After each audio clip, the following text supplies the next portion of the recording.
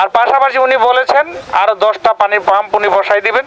তা আমরা প্রত্যেকেই চেষ্টা করব পরিবেশকে যত সম্ভব রক্ষণাবেক্ষণ করা, যানজট নিরসন করা যায়, অত্র এলাকার পয় নিষ্কাশনের ব্যবস্থা কত সুন্দর করা যায়, সার্বক্ষণিক যাতে পানি পাওয়া যায় সেই ব্যবস্থা করে দেওয়া যায়। এই প্ল্যান প্রোগ্রাম নিয়ে কিভাবে আমরা করব, আমরা দীর্ঘ সময় অতিবাহিত করেছি। আমরা ধাপে ধাপে আপনাদের প্রত্যেকটা কাজে আমাদের যথাসাধ্য চেষ্টা থাকবে। আল্লাহ সুবহানাহু ওয়া তাআলা কবুল করলেন কাজগুলো আমরা করতে পারবো ইনশাআল্লাহ। তো আপনাদের যে কাজটা করে দিয়ে যাচ্ছি, যে ওয়াটার এমডি সাহেব এসেছেন, কাজটা করে দিয়ে যাচ্ছেন মাননীয় প্রধানমন্ত্রীর নির্দেশে, এই পাম্পটাকে রক্ষণাবেক্ষণের দায়িত্ব আপনাদের। আর পাশাপাশি উনি বলেছেন আরো 10টা পানির পাম্প উনি বসাই দিবেন, আমরাও চেষ্টা করছি। আর গ্যাসের কথা যেটা বলেছেন, গ্যাস জাতীয়ভাবে সংকট, গ্যাস যাতে না থাকলে আপনাকে দিবি কোত্থেকে।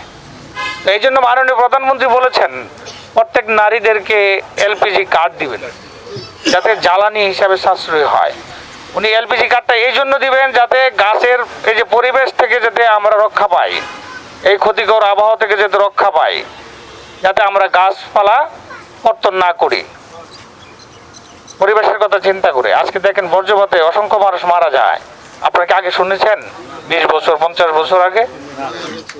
এখন কিছু হলেই 10 জন 7 জন মৃত্যুবরণ করছে, কারণ সব তাল গাছ কেটে ফেলেছে। তা আমরা প্রত্যেকেই চেষ্টা করব পরিবেশকে যত সম্ভব রক্ষণাবেক্ষণ করা। এক প্রধানমন্ত্রীর দায়িত্ব না কিন্তু যে আপনি আমাকে সুখী রাখা, আপনি আমার দায়িত্ব আমরা সুখী থাকা। এই যে পয় নিষ্কাশনের যে ব্যবস্থাটা, আমি সত্য কথা বলতে গেলে এটার জন্য আপনারা দায়ী আছেন, কারণ আপনারা ময়লাটা দেখেও ফেলছেন না, ওই ড্রেনে ফেলে দিচ্ছেন। আপনার প্লাস্টিক বর্জ্যটা আপনার ড্রেনে ফেলে দিচ্ছেন। সরকার প্লাস্টিক ব্যাগ নিষিদ্ধ করেছেন। আমরা যদি না কিনতাম তাহলে কি প্লাস্টিক ব্যাগ থাকতো?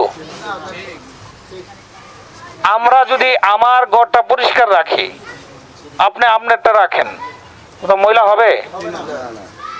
শুধু সরকার দিয়ে দিবে আমি করে ফেলবো না, আপনি এই এলাকার বাসিন্দা, আপনাকে করতে হবে এবং মৃত্যুর পরে আপনাকে জবাব দিতে হবে।